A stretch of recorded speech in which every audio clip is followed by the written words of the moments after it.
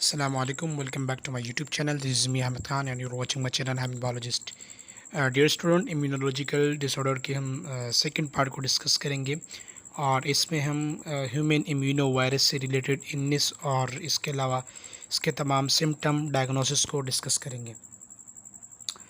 तो सबसे पहला क्वेश्चन क्या है कि HIV और एड्स का ये दोनों चीज़ें सेम है, तो इसके हवाले से हम बात करेंगे। HIV का मतलब होता है ह्यूमन इम्यूनो डेफिशिएंसी वायरस और बेसिकली HIV की वजह से सीरीज़ ऑफ सिम्टम्स आते हैं और उस सीरीज़ ऑफ सिम्टम्स को हम एड्स कहते हैं। और एड्स का मतलब होता है acquired immuno deficiency syndrome basically collection of symptoms को कहते हैं, यानी कि तमाम बॉडी में जो एबनॉर्मल सिम्टम डेवलप हो जाते हैं ह्यूमन इम्यूनो वायरस की वजह से, उसे हम एड्स कहते हैं। The human immuno deficiency virus HIV का मतलब होता है ह्यूमन इम्यूनो डेफिशिएंसी वायरस, और ये एक स्पेसिफिक वायरस होता है और इस वायरस की क्लास को हम रिट्रो वायरस भी कहते हैं। जो HIV होता है वो हमारी बॉडी के जो इम्यून सेल होते हैं, जिसे हम टी हेल्पर सेल्स होते हैं, उसके अंदर बेसिकली इन्वेट्स कर जाते हैं, उसके अंदर पेनिट्रेट कर जाते हैं और हमारी बॉडी के अंदर खुद ब खुद ये HIV वायरस रेप्लिकेट कर जाता है और अपनी तादाद को बढ़ाते हैं। रेप्लिकेशन से मुराद ये होता है कि ये वायरस अपनी तादाद को, जो टी हेल्पर सेल्स होते हैं उसके DNA को इस्तेमाल करते हुए, यानी हमारी अपनी ही बॉडी के DNA को इस्तेमाल करते हुए अपनी तादाद को ये बढ़ाते हैं। एड्स को हम basically acquired immuno deficiency syndrome कहते हैं और बेसिकली HIV एक ऐसा वायरस है जिसकी वजह से एड्स होता है। और एड्स बेसिकली जैसे आपको मैंने पहले बताया कि ये सीरीज़ ऑफ सिम्टम्स होता है जो कि HIV यानी कि रिट्रो वायरस की वजह से जो सिम्टम्स आते हैं उसे हम बेसिकली एड्स कहते हैं। अब डिज़ीज़ क्या करते हैं, ये हमारी बॉडी के जो इन्फेक्शन से फ़ाइट करने की सलाहियत होती है उसको बेसिकली लिमिट्स कर देता है, यानी हमारी बॉडी को इम्यूनो कंप्रोमाइज़ कर देता है। जो इम्यून सिस्टम होता है वो बेसिकली एड्स की वजह से, यानी कि ह्यूमन इम्यूनो डेफिशिएंसी वायरस की वजह से जो सिम्टम्स आते हैं वो हमारी बॉडी को कमज़ोर कर देते हैं और बॉडी में जो इन्फेक्शन से फ़ाइट करने की सलाहियत होती है वो ख़त्म हो जाती है। और वो शख्स जो एड्स का, यानी कि उन्हें एड्स के सिम्टम्स होते हैं और उनकी इम्यून सिस्टम बहुत ही ज़्यादा कमज़ोर होती है। इसके अलावा इसका कोई ख़ास क्योर नहीं है, अलबत्ता इससे रिलेटेड जो सिम्टम्स होते हैं उसको, जिसे हम सिम्टोमेटिक ट्रीटमेंट कह सकते हैं, उसको ट्रीट करने के लिए हम मेडिसिन दे सकते हैं। Now HIV in body fluids, जो बॉडी फ्लूइड्स होते हैं उसमें HIV की मिकदार कितनी होती है, तो सबसे ज़्यादा जो होता है वो उसमें ब्लड में, बेसिकली ये मोस्ट इम्पॉर्टेंट पॉइंट है MCQs के अलावा 18,000 जो हैं बेसिकली ये पार्टिकल्स मुश्तमिल होते हैं ब्लड में। और इसके अलावा सीमन की बात करें तो सीमन में बेसिकली 11,000 होते हैं। और इसके अलावा फीमेल की जो वेजाइनल फ्लूइड होता है उसमें 700 होता है। और इसके अलावा जो एमनियोटिक फ्लूइड होता है, जो कि एमनियन भी होता है, प्लाजेंटा में जो फ्लूइड होता है उसमें बेसिकली ये 4,000 होते हैं। और जो स्लावा होते हैं उस स्लावा में बिल्कुल ना होने के बराबर होता है। इसके अलावा 1 ml of the body fluids, ये स्लावा है, इस स्लावा में बिल्कुल ना होने के बराबर जो बेसिकली HIV के फ्लूइड्स पाए जाते हैं। अब स्टेजेस की बात करें तो स्टेजेस में बेसिकली इसके 3 डिफरेंट स्टेजेस हैं। सबसे पहले को हम इनिशियल स्टेज कहते हैं और इनिशियल स्टेज में जो सिम्टम्स अपीयर होते हैं उसे हम फ्लू लाइक सिम्टम्स कहते हैं।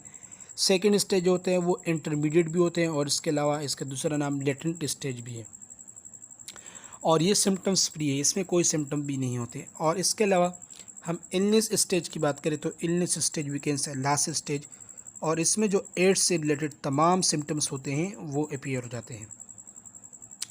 तो सबसे पहले हम यहाँ पे बात करेंगे लेस देन और अप्रॉक्सीमेटली इक्वल टू 12 वीक्स की बात करें अगर इन्फेक्शन हो गया, तो ये जो रेड ग्राफ बना हुआ है, ये रेड ग्राफ बेसिकली वायरस को शो कर रहा है। तो जैसे ही वायरस की तादाद बॉडी में बढ़ेगी, सेम जो यहाँ पे ब्लू शो किया गया है, ये हमारी बॉडी के एंटीबॉडी है, यानी कि इम्यून रिस्पॉन्स है।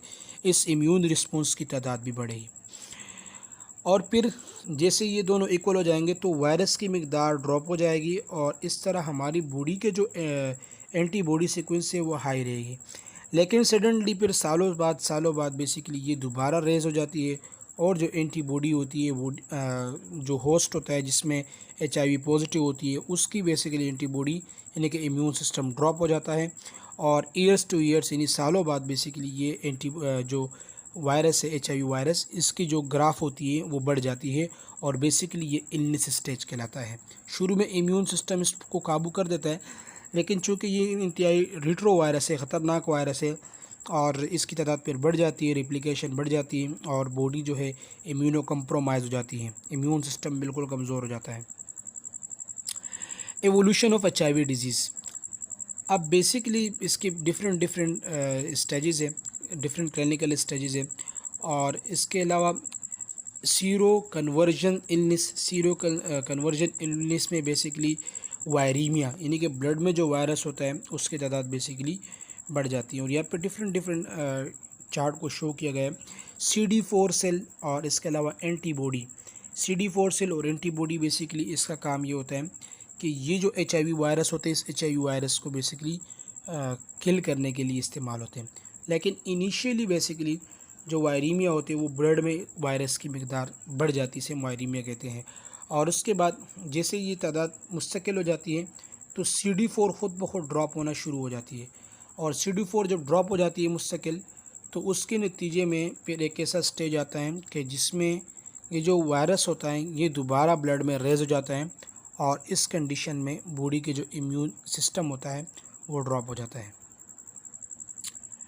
सबसे पहले हम प्राइमरी स्टेज की बात करेंगे। तो प्राइमरी स्टेज में बेसिकली एक शॉर्ट स्टेज होता है और इसमें फ्लू लाइक इलनेस आता है। Occurs for 1 to 12 weeks after infection के 1 हफ़्ता या 12 हफ्ते बाद बेसिकली ये सिम्टम अपीयर हो सकता है, ये स्टेज अपीयर हो सकता है। इसके अलावा इस स्टेज में यानी कि प्राइमरी स्टेज में जो इन्फेक्टेड पर्सन होता है वो दूसरे पीपल्स को यानी कि जो हेल्थी पीपल होते हैं उनको भी इन्फेक्ट कर सकता है। सेकंड जो स्टेज है उसे एसिम्टोमेटिक कहते हैं, जैसे कि आपको पहले बताया कि ये सिम्टोमेटिक होते हैं, इसमें जो सिम्टम होते हैं वो अपीयर नहीं होते, और बेसिकली 10 ईयर्स तक ये सिम्टम्स जो हैं एसिम्टोमेटिक पीरियड रह सकता है। क्योंकि इसकी जो लाइफ साइकिल होती है वो काफ़ी लंबे टाइम लेते हैं, तो इस वजह से जो सेकंड स्टेज है वो भी बेसिकली 10 ईयर्स की एवरेज है। इस दौरान कोई सिम्टम भी अपीयर नहीं होगा, पेशेंट को पता भी नहीं होगा कि वो HIV पॉजिटिव है या नहीं। और ये स्टेज बेसिकली सिम्टम से बिल्कुल फ्री होता है। इसके अलावा level of HIV in the blood drops to very low level, जैसे कि आपको पहले ग्राफ में बताया गया कि HIV का जो लेवल होगा वो ड्रॉप होगा और इम्यून सिस्टम का जो लेवल होगा वो बढ़ेगा। लेकिन फिर एक ऐसा टाइम आएगा कि वायरीमिया यानी कि वायरस जो है ब्लड में दोबारा बढ़ जाएगा और CD4 की लेवल ड्रॉप हो जाएगी, और जब CD4 की लेवल ड्रॉप हो जाएगी तो इसका मतलब ये हुआ कि एड्स के तमाम सिम्टम्स यानी कि जो इलनेस पीरियड होगा वो ज़ाहिर हो जाएगा। HIV antibodies are detectable in the blood. अब इस दौरान चूँकि CD4 नहीं होते, लेकिन HIV का जो लेवल होता है उस HIV के लेवल को हम जो एंटीबॉडीज़ बनते हैं उस एंटीबॉडीज़ HIV के ख़िलाफ़ उसके लेवल को हम देख सकते हैं। अगर HIV के ख़िलाफ़ हमारी बॉडी एंटीबॉडीज़ बना चुके होते हैं तो इसका मतलब होता है कि उस पेशेंट के HIV पॉजिटिव है। स्टेज 3 बेसिकली सिम्टोमेटिक स्टेज है, इसमें तमाम सिम्टम्स अपीयर हो जाएंगे और सिम्टम्स जो होंगे वो मिल्ड होंगे।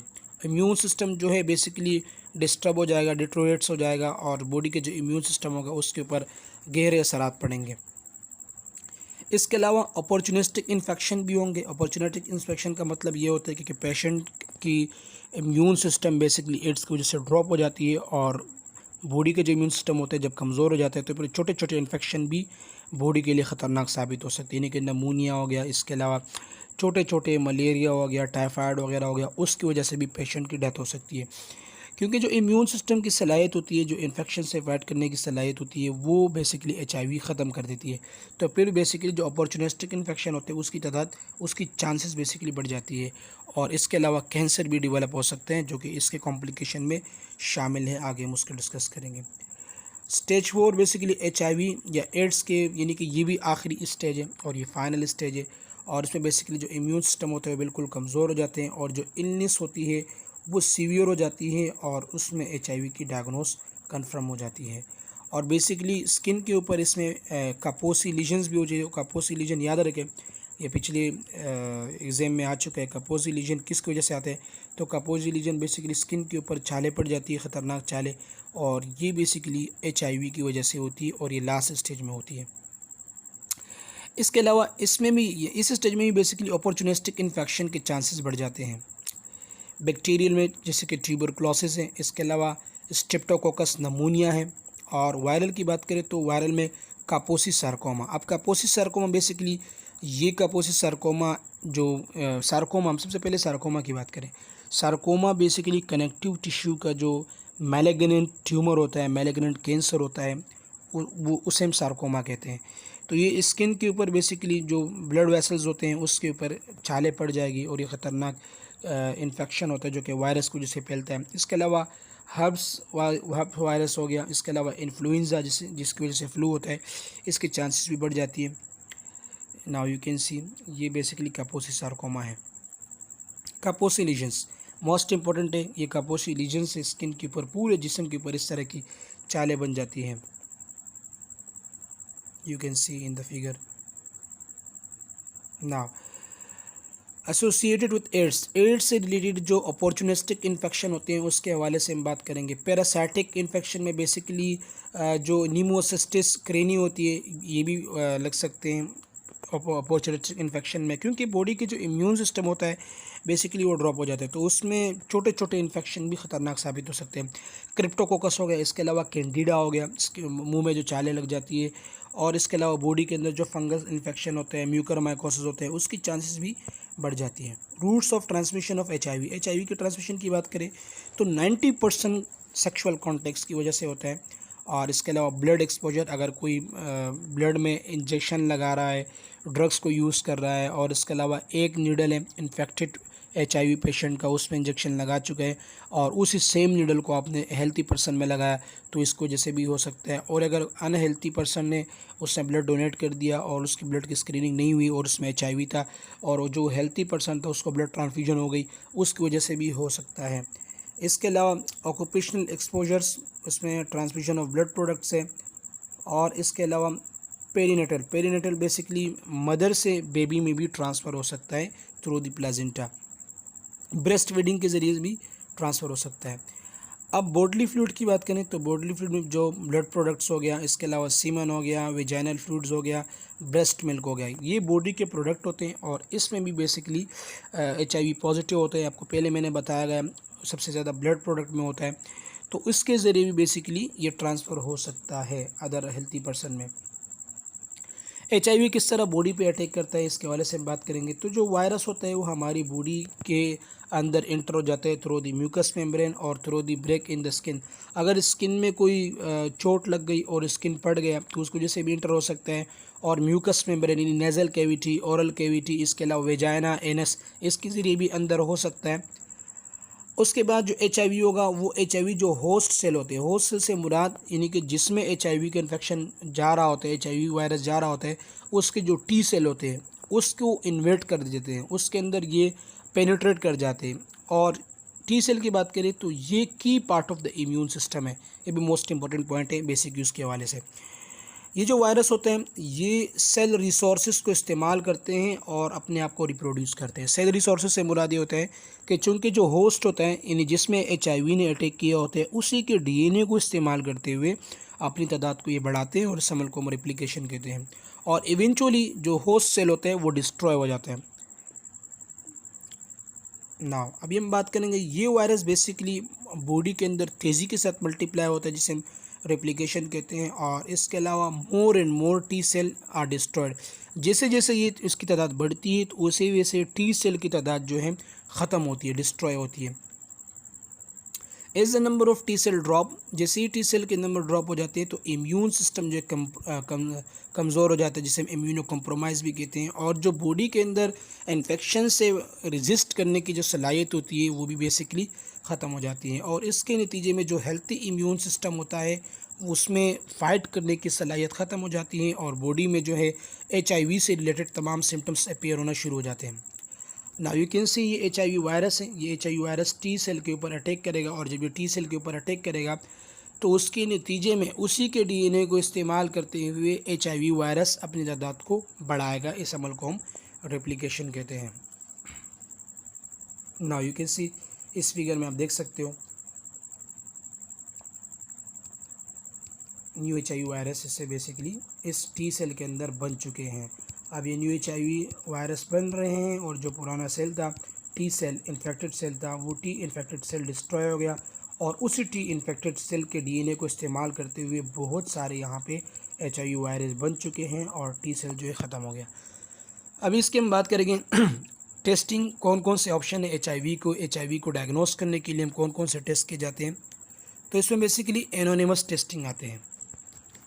ज़्यादातर ऐसे टेस्ट होते हैं कि उसके नेम को इस्तेमाल नहीं करते और उसको आइडेंटिफाई करने के लिए उसके नंबर को आइडेंटिफाई करने के लिए बेसिकली लैब के लिए भेजे जाते हैं और जो रिज़ल्ट होते हैं वो बेसिकली सिर्फ़ और सिर्फ जो टेस्ट रेसिपेंट होता है जिसके पास टेस्ट की स्लिप होती है उसी को दिए जाते हैं, क्योंकि इसमें पेशेंट की जो इज़्ज़त नफ्स होती हैं जिसे हम बेसिकली सेल्फ़ रिस्पेक्ट कहते हैं उसका भी ख्याल किया जाता है। इसके अलावा एंटीबॉडी डिटेक्शन टेस्ट भी आता है, HIV एंटीबॉडी डिटेक्शन टेस्ट, उसके ज़रिए भी डायग्नोस होता है।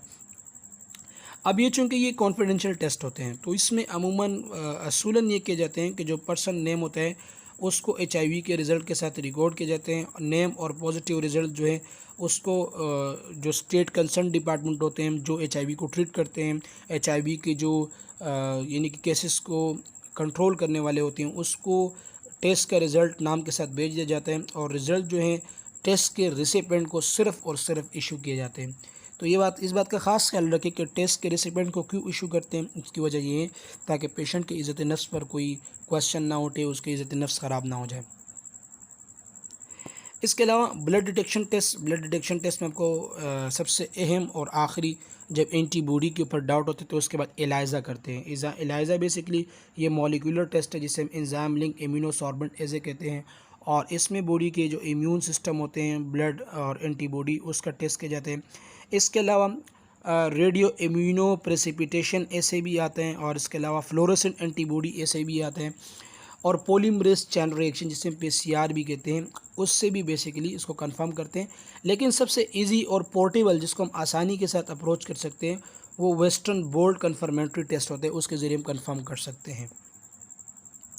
Urine testing basically urine testing जो है इसे हम वेस्टर्न ब्लड में लेते हैं और उसमें बेसिकली जो ब्लड होते हैं ब्लड को टेस्ट करते हैं। अगर उसमें ब्लड आ रहा होता है तो इट्स मीन के उसको फिर मज़ीद इन्वेस्टिगेशन के लिए भेजा जाते हैं। सेफ़ है टू स्क्रीन HIV। अब ये क्या है, ये सेफ़ है, इससे हम आसानी के साथ HIV को डायग्नोस कर सकते हैं। ओरल टेस्टिंग की बात करें तो ओरल टेस्टिंग में जो FDA approve HIV antibody test होता है जो फूड ड्रग रेगुलेशन अथॉरिटी के ज़रिए जो HIV अप्रूव्ड एंटीबॉडी टेस्ट होते हैं उसके ज़रिए यूज़ करते हैं। इसके अलावा as accurate as blood testing, ये ब्लड टेस्टिंग की तरह ही एक्यूरेट होता है। ब्लड जो है फ्लूइड से ड्रॉ करते हैं जो गम्स में यानी जो मसूड़ों में खून वगैरह होते हैं उससे निकालते हैं। स्लावा का टेस्ट नहीं करते क्योंकि स्लावा में बिल्कुल ना होने के बराबर मौजूद होता है। काउंसलिंग, हम पेशेंट की काउंसलिंग करेंगे। प्री टेस्ट काउंसलिंग, ट्रांसमिशन के हवाले से बात करेंगे कि किस तरह ट्रांसमिट होता है, उसके प्रिवेंशन के बारे में बात करेंगे, उसके रिस्क फैक्टर के बारे में पेशेंट को समझाएंगे। वॉलंटरी और कॉन्फिडेंशियली पेशेंट के साथ हम बिल्कुल खिदमत के साथ, खलूस के साथ और कॉन्फिडेंशियल यानी कि राज में इस बातों को शेयर करेंगे।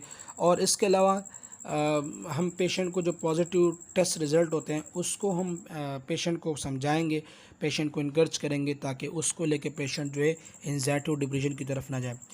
पोस्ट टेस्टिंग काउंसलिंग, टेस्टिंग के बाद अगर रिज़ल्ट क्लैरिफाई हो गया तो हम उसके बाद एडिशनल टेस्ट करेंगे और जो सेफ़ बिहेवियर होता है पेशेंट का उसको भी प्रमोट करेंगे और अपने आप को भी सेफ़ जो मेथड होंगे वो अप्लाई करेंगे और उसके बाद हम पेशेंट के जो टेस्ट रिज़ल्ट होते हैं उसको कॉन्फिडेंशियली रिलीज़ करेंगे। ट्रीटमेंट ऑप्शन, अब treatment option basically anti retroviral drugs आते हैं। अब एंटी रिट्रोवायरल ड्रग्स में basically nucleoside reverse transcriptase inhibitor. अब रिवर्स ट्रांसक्रिप्टेज इनहिबिटर एक ऐसी सलाहियत होती है जिसमें जो HIV की रेप्लिकेशन का प्रोसेस होता है उसको बेसिकली ख़त्म कर दिया जाता है। अब रिवर्स ट्रांसक्रिप्टेज एक ऐसा एंजाइम होता है रिट्रोवायरस यानी कि HIV वायरस में, और ये इसकी वजह से बेसिकली ये वायरस तेज़ी के साथ फैलता है।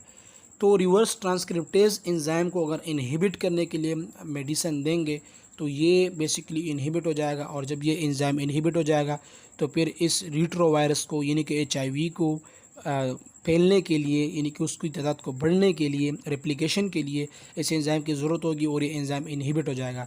तो ये भी बेसिकली सक्सेसफुल ट्रीटमेंट है, उसको रोक सकते हैं।